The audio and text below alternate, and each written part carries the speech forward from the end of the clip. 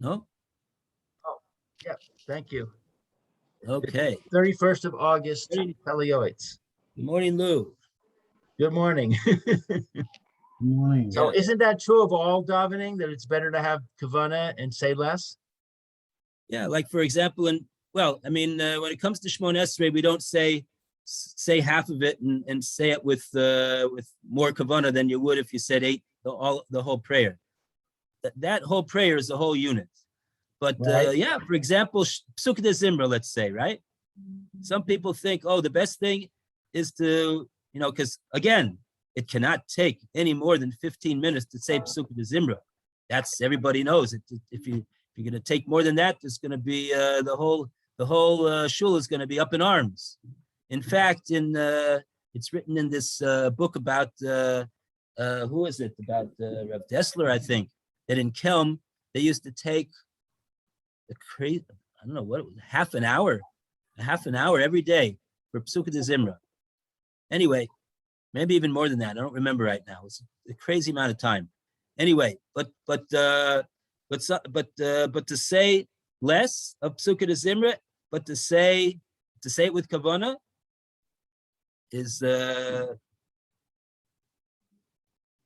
have to say the three main prayers. You have to say Baruch Shama, you have to say Ashrei, you have to say Yishtabach.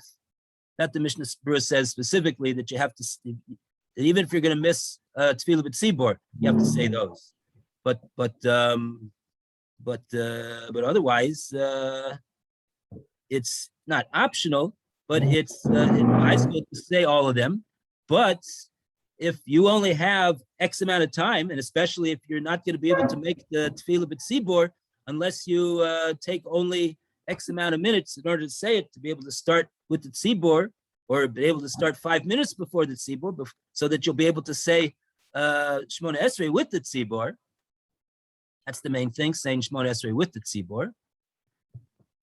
That comes above everything. But all things being equal, yeah, to say less, but to say it with more intention and more focus is certainly superior. Because it's not just words. What is tefillah? Tefillah is avoda shebalev, right? So it's not an avoda of the mouth. It's an avoda of the lev. So the avoda of the lev has to be with more kavana and more focus and more attention. Sefer is called Duties of the Heart, right? What's that? Duties of the Heart. Isn't that Chovos Levavos. Duties of the Heart? That's prayer, right? Duties of the Heart is a sefer about all. It's one of the classic Musar Sforim. Right. Duties of the Heart, yeah. Shar B'Tochen. But he has many different. He has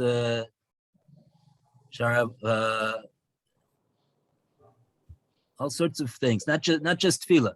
Not just tefillah. In other words, there's many other avodas of the heart other than tefillah. The Gemara says that is the avoda of the heart. The Gemara says that. It says on pasuk, b'chol levavcha.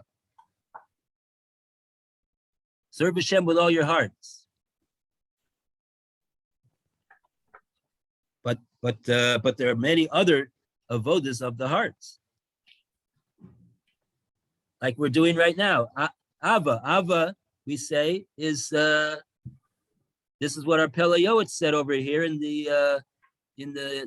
on page 44. The primary fulfillment of the mitzvah of love is in the heart.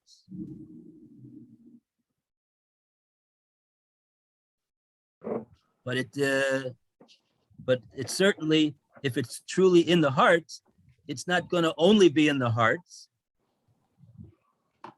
That's the famous story with the taxi driver. He says, you know that story. No. No. You don't know that story? Nope. Nope. Oh, so how does the story start? It was his taxi driver. He was a taxi driver, and if everybody knows that the taxi driver is his two main subjects are they're very very nice taxi drivers. Many of them are very very nice, and so the main subjects are he's talking to a younger person, an Israeli. He says, well, to the Israeli, he says, why don't you serve in the army? And to the American, he says, how come you're speaking to me in English? You have to speak to me in Hebrew. Mhm. You're living in Israel. Speak in Hebrew. So those are the two main things that he says. So you ask him a question. You ask him, you say, no. See, the truth of the matter is many of them are, they're Sephardim and they're traditional and they observe a lot of mitzvahs. They really do. But oftentimes they don't have a yarmulke. And but for sure they'll have a tehillim in the glove compartment, or a siddur, or Rabbi Nachman, Likutei Eitzos, whatever it is. Anyway, you asked him, so and what about you? You asked me a question. I'll ask you a question. You shomer Shabbos? So he says, "Oh, you shomer Torah mitzvahs?" And he says, "Oh, I love Hashem in my heart. My heart is all for Hashem." He's right. He is. He's right. He truly is. It truly is so. And it's the Yetzer Hara and his friends and everything else that causes him to not do what's in his heart. But that's what he tells. That's what he tells you. And you tell him back, yes. I want to be in the army. It's all in my heart. I have a real heart for the army.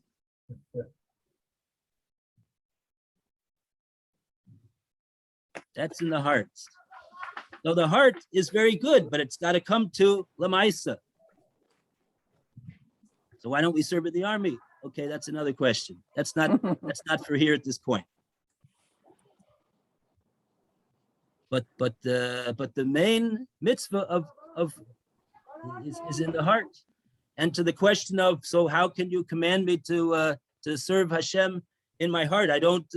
It's an emotion. How can you command an emotion? So that's already Rebbe Chanan. Rebbe Chanan asked the question on how can you recognize Hashem? How can you believe in Hashem? The first mitzvah in the Torah is Anochi Hashem Elokecha. I am Hashem. Believe in me. I'm Hashem. Somebody says, but how can you command me to believe in you? I don't. Believing is a matter of. What is believing a matter of? What is that a matter of? Faith. So he says, what can you command me to believe in Hashem? I don't have any faith. So Rebbe Chanan says, you know why you don't have any faith? The reason why you don't have any faith is because you don't want to do what somebody who has faith is required to do. And so therefore for you, you have to make sure to fulfill what it says in the third paragraph of Shema. Lo sasu achrei levavchem ve'achrei neichem. Don't keep listening to heretical opinions of non-believers and filling yourself up with all of that heretical stuff and thinking such thoughts and thinking that way. And secondly, lo sasu achrei einechem. Don't go after your eyes. Don't go after, oh, that looks like, right? All the things that your eyes tell you to do, and after your heart. And like that, you won't be in a, you'll be more, you'll take away all of that garbage, and you'll be able to access what's really in your heart, which is in your heart is Anochi Hashem Elokecha. Because every Jew was at Har Sinai and he heard Every neshama was at Har Sinai and he heard Hashem say, Anochi Hashem Elokecha. There. Doesn't have to be taught. It doesn't have to be anything. Just all the garbage has to be removed. That's what Reb Elchanan says.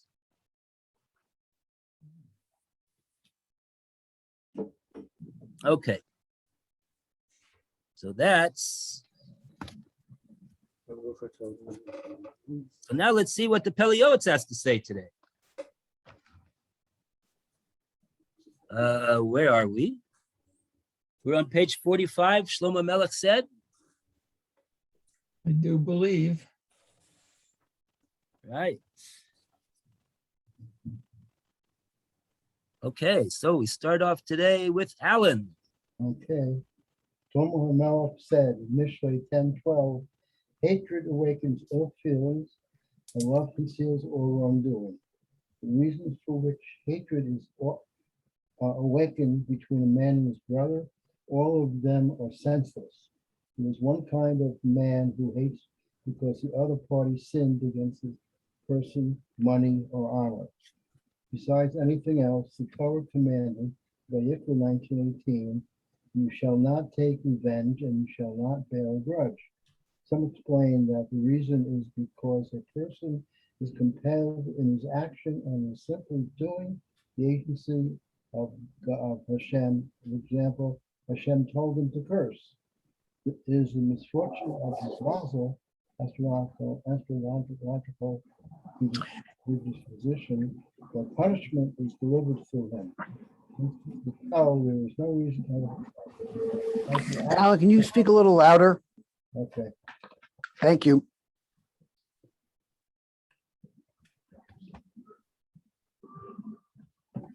He is like the Maybe act the volume has to be increased. we just did. Okay. It's better. Thank you.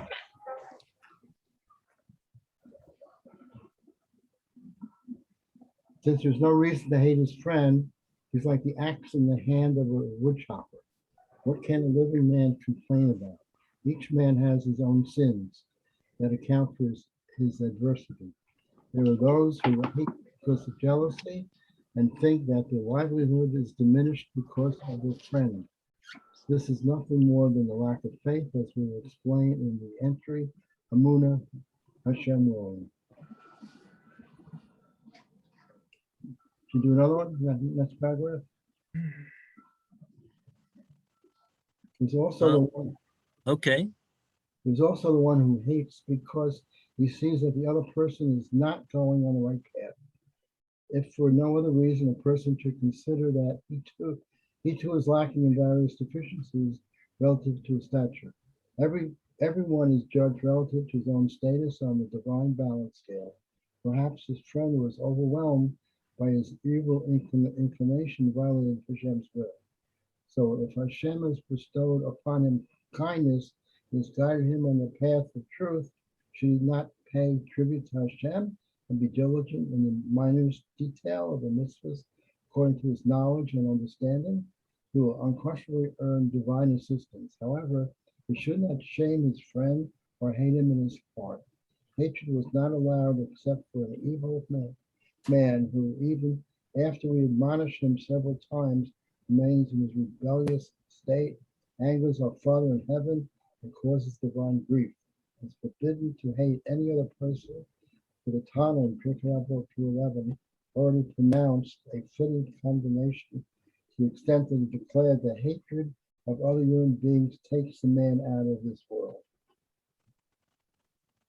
along with jealousy. Wow. Mm-hmm. Okay, so that's the.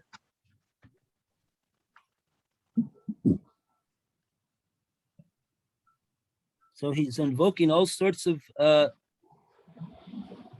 ways of which give us the message that there is absolutely no reason to hate another person, even if he does, even if he sees that he's not going on the right path. He's not. How do they say it in the Hebrew over here?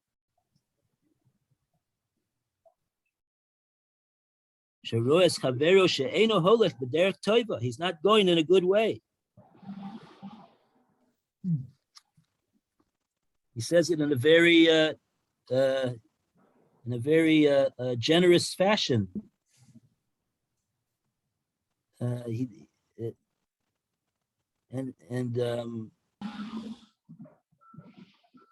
He shouldn't say, "Oh, how come that person can't? Why is he not right?" What I said about the Rebbe Chanan is what a person has to say to himself in order to get himself to make sure that he is in fact a believer in Hashem. But for somebody else, it doesn't mean that when you see somebody who acts as though he doesn't believe in Hashem, that you hate him. You say, well, all sorts of reasons why he doesn't go in the right path. That's the way he was brought up. That's the way he was educated. That's who his friends are.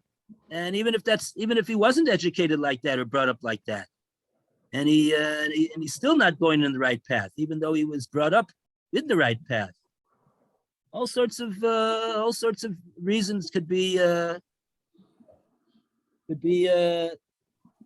adduced to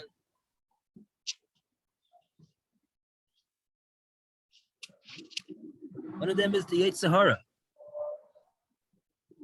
and the influence of the world, and many other reasons that are said today. So there's really no reason to hate another person. Okay. What about disliking another person? It's less than hate. So V'ahavta l'reacha kamocha. Zeh klal gadol b'Torah. There's no reason to harbor bad feelings to somebody. Okay, you can feel sorry for them, you can be concerned about them, but a dislike, it doesn't make any sense. There's no reason for it. Okay. And if you realize the fact that everything that happens to you in this world is from Hashem, and all of your experiences are experiences that Hashem meant for you to have, then to harbor bad feelings doesn't make any sense, because you're saying, Hashem, why did you do this to me? As opposed to saying, Hashem, you did this to me for me to learn something. And I have to learn a lesson from this instance. And it's upon me to learn the lesson, but to complain about it makes no sense. Because it's the way Hashem gives you to grow in your person, to learn new things, to experience new things, to develop as a person. These are all experiences that Hashem wants you to have. So again, to feel anger, hatred or anything to another person just doesn't make any sense.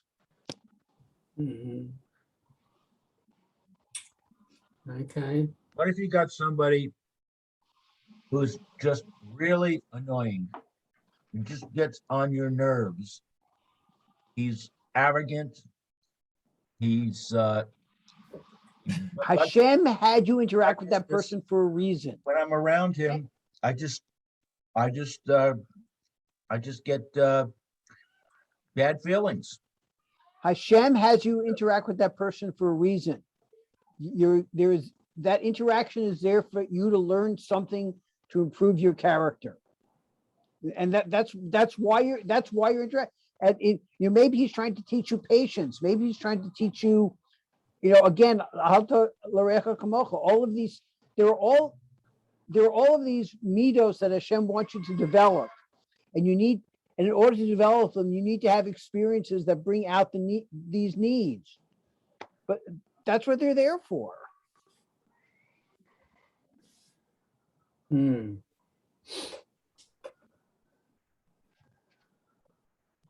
doesn't help me figure out how to deal with it.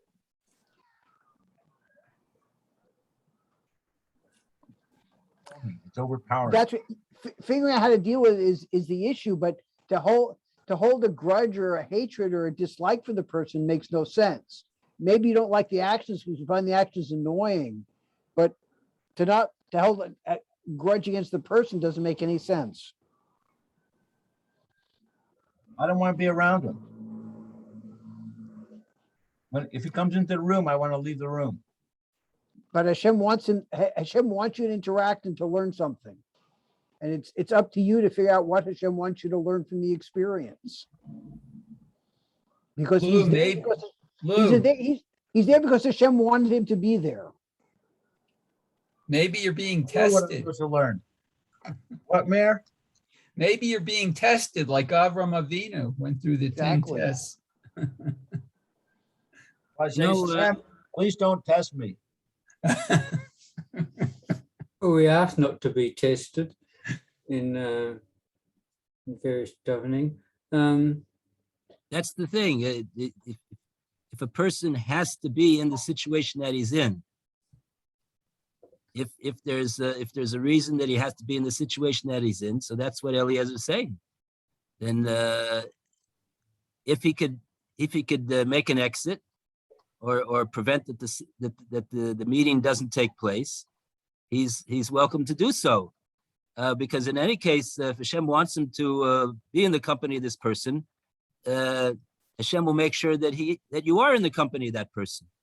But you're certainly free to, unless you make your panasa off of him, or unless he's your brother. But what happens if he's your brother, though? That's the thing. What happens if he's your brother, right? So what they say on the hotline is that they say that the situations that we don't like to be in. Let's say you're driving and there's a guy in front of you and he's going 5 miles an hour, right? And you've got to make an important appointment. You got to go to the doctor. Yes, everybody knows how important that is to go to the doctor. And you're going to be late and blah, blah, blah. So Rabbi Golumbik says, he's in the name of his Rebbe, that, you know what? If you have patience and you don't get upset and you say, you know why I'm in this situation? Because Hashem wants me to be in this situation. And if I am able to realize that Hashem wants me to be in this situation and that this is the best situation that there is for me to be in. And on top of that, I'm going to show forbearance and patience and self-effacedness. Then that what I gain from being in that situation is 1 million times more than going to that stupid doctor on time. How do you know it's not the Yetzer Hara that's putting you in that situation? Because Hashem is the one that puts you in a situation. He's the one that's in charge. The Yetzer Hara determines how you act. It's Hashem who puts you in the situation. If Hashem doesn't want you to be in the situation that you're in, it doesn't matter the Yetzer Hara, it doesn't matter this person, it doesn't matter that person, it doesn't matter anything in the world. You won't be in that situation. The reason that you're in that situation is because Hashem, that's the first Ani Mamin in the Yud Gimel Ikrim. Hashem is he's the, what does it say over there?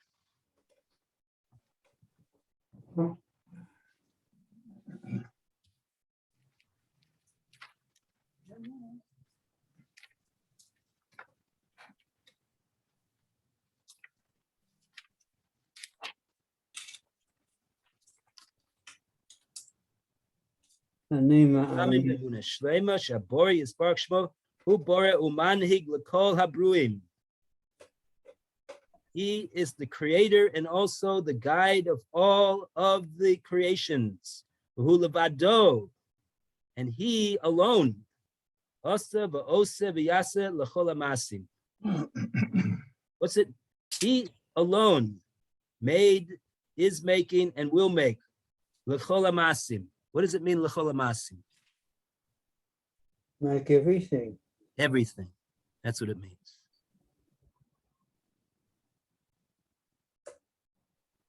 Mhm. So what's our free will? Chovos halavavos. How we act. That's our free will. How do we respond to this situation? What do we decide to try to do? What do we choose to do as a result of the situation that we're in? That's the extent of our free will. And so therefore, if we pass this test and we show forbearance and we show emunah and we show that and we don't get upset about this situation or show a dislike for this person because of the fact that he's getting on my nerves. So we've accomplished the reason why we were put in this situation. We've accomplished everything. What if you were to say to that person as he comes into the room, hi, how are you? Can I get you something? I've just got to leave. I'll be back soon or something. Fine. Make a snide remark. No, well, okay, so you can tell him then say, what about saying then, okay, then if you don't want anything, I'll see you later. Bye. You sort of connect with him somehow. No matter what I say to him, he'll come back with something annoying. Mm. I never Every spoke time- to her about this guy. I never answered back. I never said anything in anger, Wonderful. Look but- at all the soap and shampoo you got, Lou. but I don't like him. You know what? I'll tell you I like something him. more. I'll tell you something more.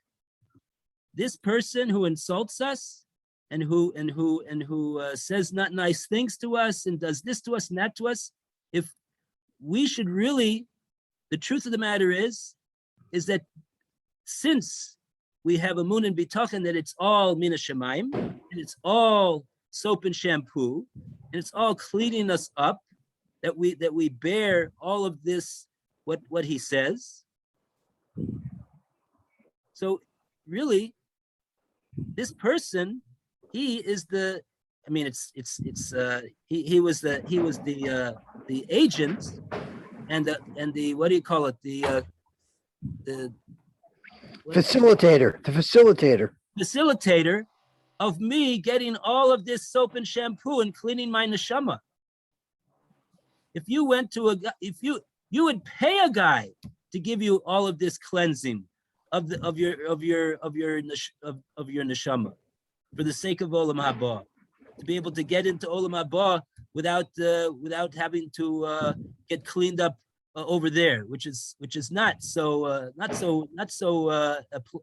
very unpleasant, and to get it over here and to get cleaned up over here just because this guy says this or that and the other thing, you got to thank this guy. You got to walk down the street and hope that somebody's going to say something like that to you. You're a better person than I am. I'm just saying what Rabbi Golumbek says. I'm not saying what I do personally. That's the answer. That's the answer to the question. That's the answer to the question. And so while we would not go down the street and ask people, oh, could you please insult me? You say, sure. You blankety blank blank that does blank blank. Oh, thank you very much. I needed that. Even if I wouldn't do that, but if it happens, didn't ask for it to happen, I didn't ask to be in that situation, but at least I should remember what Rabbi Golumbek says. Look, I'm getting soap and shampoo. This is great. All I have to do is say, okay, this guy, he doesn't listen to the life of Bitochen. It's obvious by the way he conducts himself that he doesn't listen to the life of Bitochen. And he also doesn't learn Pele Yoetz and whatever. And okay, so, there's people like that. And there are also people. And in the meantime, it doesn't really affect me. What did he do to me? He said some words to me. So what? Who cares? If there would be 100 cockroaches, I open up the door of my house and there's 100 cockroaches over there, and they all tell me all of a sudden. I open up the door and they say, you blank, you that you are. How come you did blank and blah blah blah? And you should. Am I going to get upset? I'm going to go get the exterminator. It doesn't bother me. Now we're talking. And actually, that happened to us. We were in a farm holiday. We opened the door, and the whole veranda there was full of beetles. So we didn't stay there over Shabbos. So in other words, the point is that when somebody is acting like that or talking like that, he's talking from the cockroach part of him. Because that's the way Hashem made a person from the whole, everything that there is in creation. He is an admixture of everything that there is in creation, including cockroaches. And when a person acts in that way, he's expressing the cockroach part of him. So it's really like a cockroach is talking. So we don't get upset when cockroaches insult us. So nothing to be so concerned about. Okay, so those are a few things that they say on the life of Bitochen when people call in. Many people call in and they say these things. So-and-so said this to me and so-and said that to me. And what's the Emunah Bitochen perspective about all this? How can I get out of the, I feel so tzibrochen. I feel so geschriken. So this is what they say. So if it helps, so then that's good.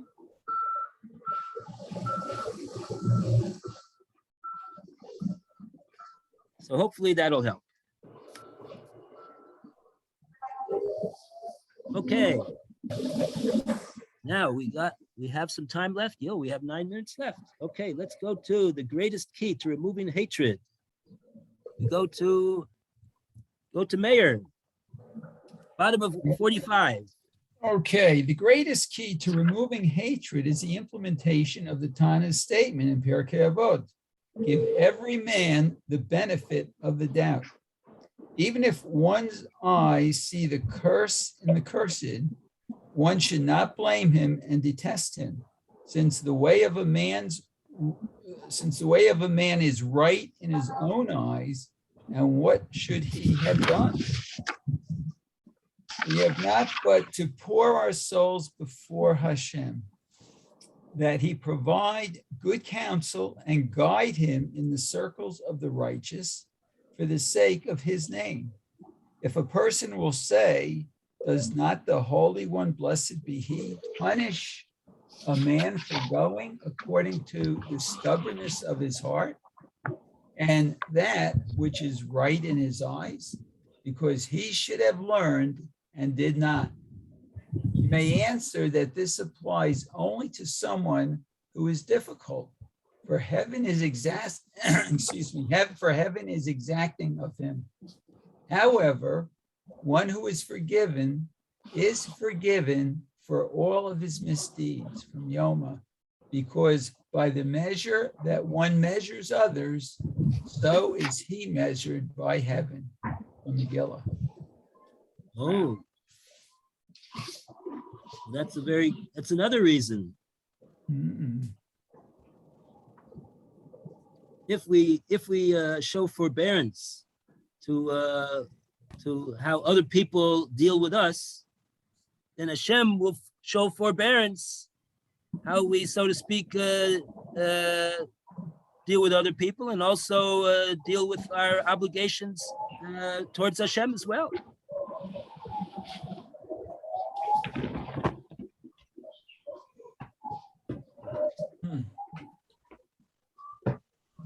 Okay.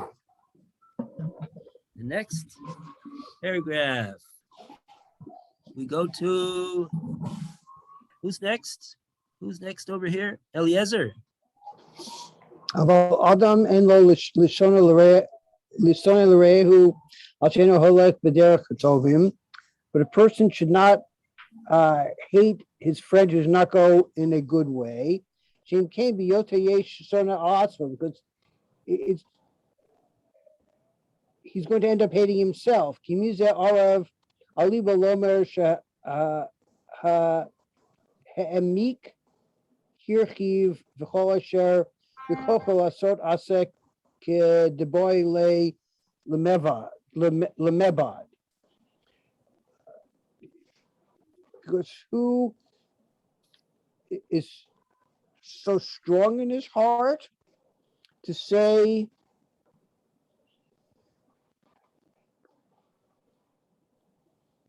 what's Hamik Hirkiv? Basically, okay, let's translate this. Okay, so what's the point? The point is about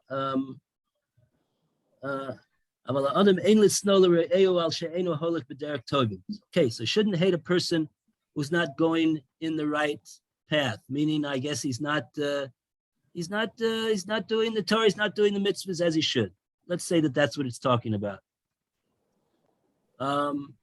If so, if that is the reason why you don't like this person, you're showing hatred for this person, you're showing righteous indignation that he's not fulfilling the Dvar Hashem.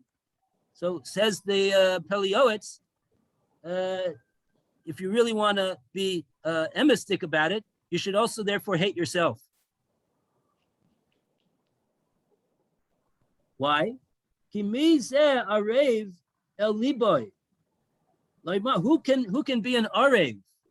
Who can be a guarantor? Torah on his heart, right? In his heart. Loimar, to say shehemik hirchiv b'kol asher b'kochel asos osik deboila lemevad. Who can say that he has maximized? He has gone to the depths. Hemik hirchiv in all expanses, with all of his abilities and all of his strengths, he has used lasos to do as he is required to do. That's what a person is required to do.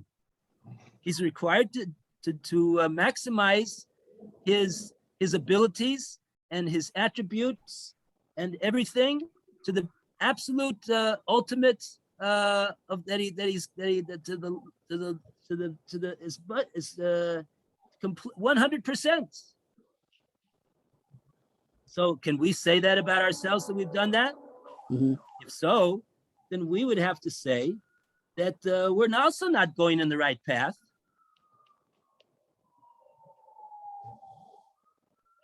Yeah. Be often kilo tov hu mechaveru. In this instance, we're no better than your friend. He's not necessarily doing all he should be doing in the way it should be done. Maybe your friend is actually better than you. Because of all of what he has gone through is causing him to act this way. And you should know that the Chacham says you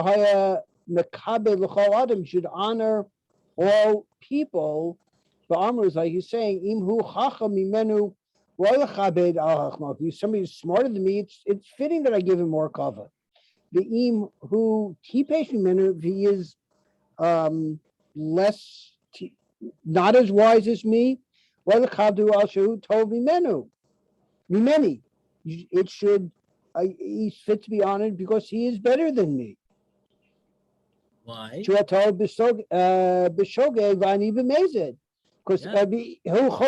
Because because he sins unintentionally and I sin intentionally. V'chein calls it derech kazos hachayiten alibo machashavos tahoros. And all of this derech, this like pathway like this, life gives his heart life should give his heart pure thoughts. Lahavriach es hasina, to remove the hatred, or es ahava, and to increase the love. And there is reward for this. Meruba midah tova, more than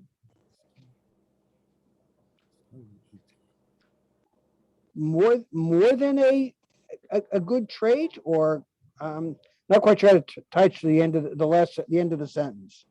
Hine scharo ito. Meruba midatova. Oh, what does he mean to? Okay, so basically, right. This is a very important message, that there was a chacham that said that I have a maman of shach, that whoever that person is that's standing in front of me, I have to honor him and show him respect. Why? Let's say he knows more than me.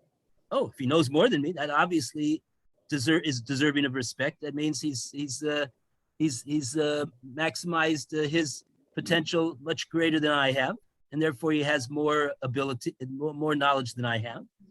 And if he has not done that, if he's compared to me, he's a tipesh.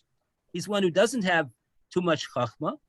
So if so, then I also have to acknowledge that he is superior to me in a certain sense. Why? Because the truth of the matter is that what you know is not the ikr. What you do and how you act and how you think and how you talk, that's the ikr. And so what he does, if he ever does anything that he doesn't that he's not supposed to do, it's most likely because he doesn't know any better, whereas I do know better. So he's obviously greater than me. So if so, then I should accord him honor as well. So basically, then he's saying that in this way, a person could put into his heart and into his mind makshavos toros, the proper thought, the purity of thoughts, lavriach es asina, and to chase away any hatred that he would have against his fellow, la'orer es ha'ava, and to arouse within himself and awaken with himself ava for other people, because they are deserving of respect, because in a certain sense they are superior to him. V'hinei scharo itoi, and if he does that, he has great reward for that. Meruba mida toiva. So literally what this means is mida tova meruba,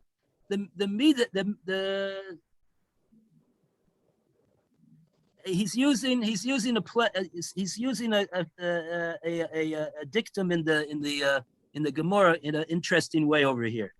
There's a saying in the Gemara. It says, right, mida meruba is toiva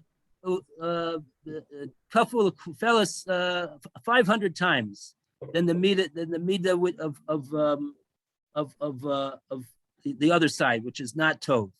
And here he said, this is the positive way. Whatever you could tell me, well, yes, you have to protest against this person. You have to show your righteous indignation about this person, and you have to raise you have to make a what do you call it? What they have and they stop all the buses and everything. A hafganah. What's that in English? A demonstration about it. So okay. So there's that's a certain way of dealing with the situation. But I think he's saying over here, on the positive side, is a much more effective and much more more beneficial way to do than that way. Be the Tova Meruba. It's I think that's what he's saying. Okay. over. It's after 11:30. Okay, 11:33. We say Okay. I'll be gone till after Yom Tov, so I want to wish everybody Ksiva Tova. oh, where are you going? I'm going back to the States tomorrow night. I'll be Oh, here tomorrow. Safe okay. Have a safe trip, Eliezer. Yes, Thank you. Nasiya Tova. trip. Safe Thank you. Ksiva Tova to everybody. Amen. You too. Nasiya Tova. Chasima To you Tova, and make your Debbie bench and door. family. Thank you. And the whole family. Okay, very